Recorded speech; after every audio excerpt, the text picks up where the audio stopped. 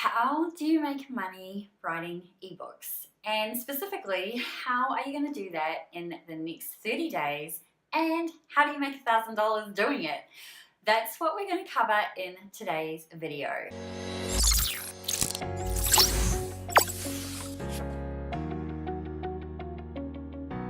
Hey, I'm Elise Cartwright. Welcome to the Hustle and Groove channel, where we talk about all things productivity, email marketing, and online business stuff. Today, we are talking about how to make money writing ebooks. This is something that I have been doing since 2014, and it's one of the biggest things that I get asked about all the time. I even have a book written about it called How to Make Money Writing eBooks in the Next 30 Days. You can check that out in the links below. But really, how do you go about doing this? Well, there's really two options that you can focus on.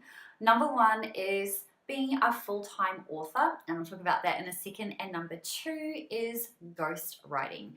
So really, they're kind of the same thing, but one has your name splashed all over the front cover and the other one doesn't. One will give you a steady income, the other one will be project-based. So it's really figuring out what that looks like for you and what you want to do. You will definitely make more money being a full-time author, but it takes a little bit longer to get started and to start earning money. So maybe you might want to focus on ghostwriting at the beginning whilst you build up your own author platform and your own author assets.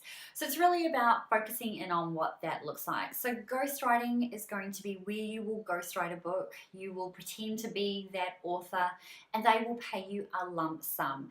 Now, if you are a fiction writer, this is something that you'll get paid really good money for if you choose to continually write in series. So that's a really great way to get started. From a non-fiction perspective, personally, I would recommend going the full-time author route or the side hustle author route when you're getting started, because you will make money from non-fiction faster, but fiction, you will make more money long term. So it's really just figuring out what makes the most sense for you and then moving forward.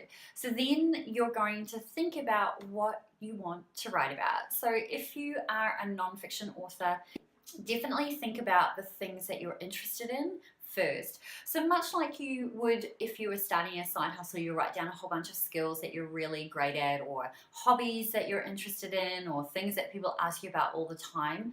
Think about it in that way first. Think about the things that you would be interested in writing about or that you're passionate about talking to people about, and start there.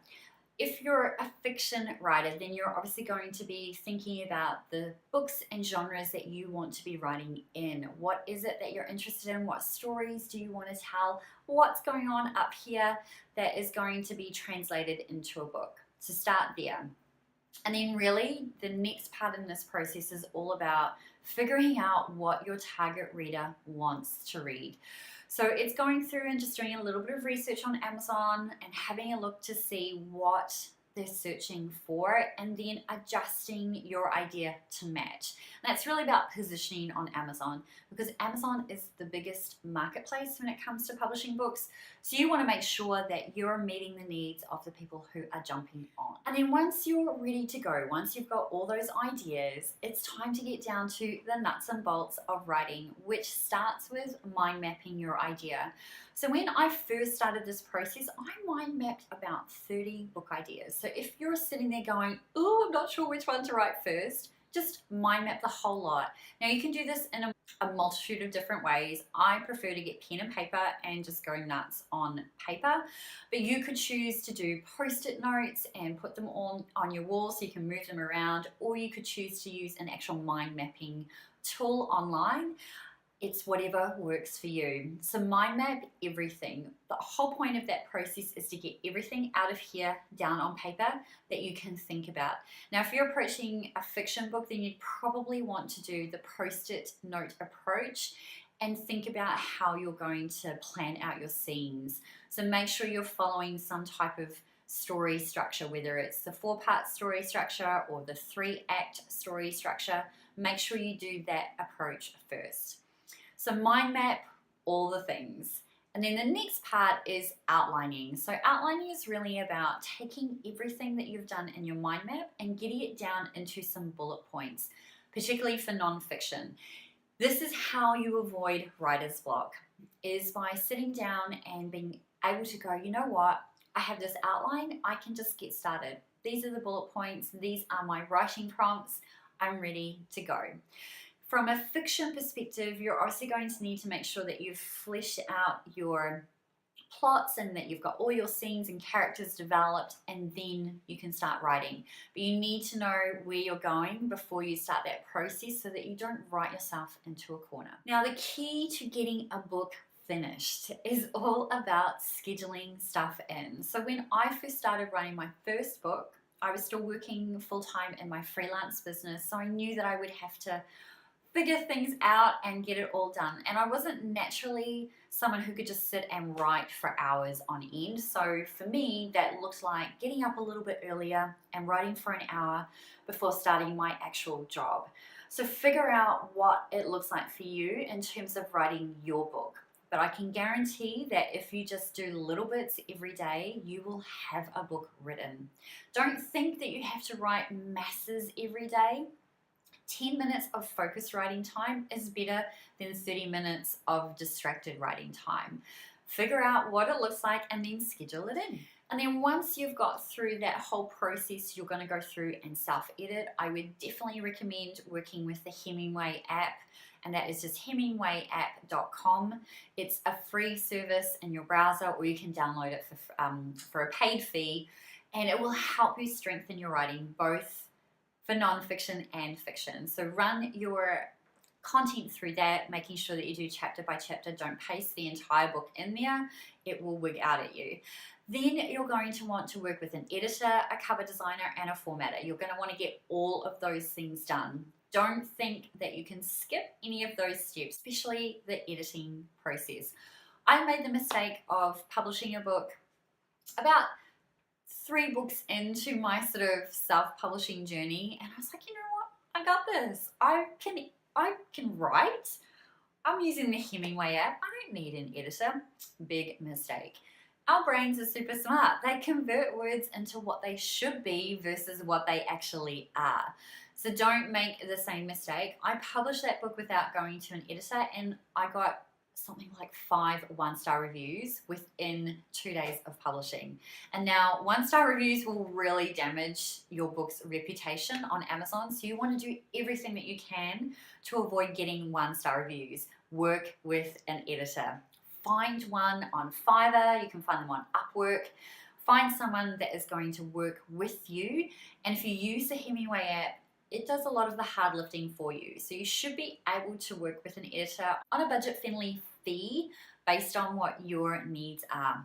And then you definitely want a cover designer, someone who knows what they're doing when it comes to the Amazon platform.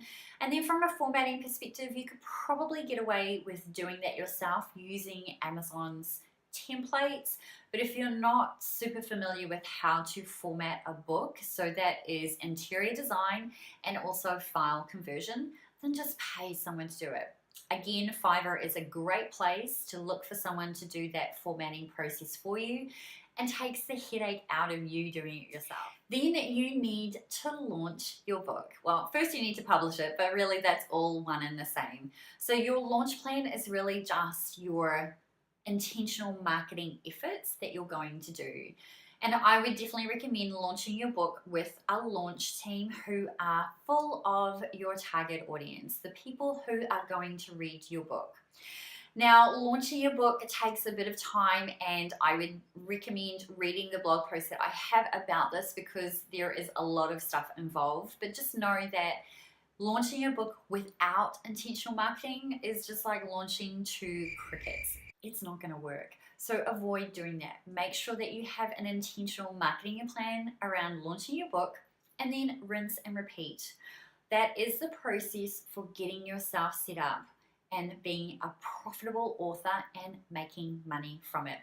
Now, it will probably, if you go the route of being a full-time author or a side hustle author, then you'll need to allow about 6 months to get to the point where you're earning $1,000 a month. And that's with a fairly consistent publishing schedule. That looks like a book a month. So when I started, that's exactly what I did. I was publishing a book a month. So going back to that mind mapping process, you definitely want to mind map all the things when it comes to all the ideas that you have about your book. Now, if you're going the ghostwriting route, you don't even have to worry about launching the book unless it's something that you want to offer as another kind of skill. And you can charge a little bit more for launching someone's book, but make sure that you're familiar with that entire process. And that's how you make $1,000 a month writing ebooks. I'll see you in the next video. Take care.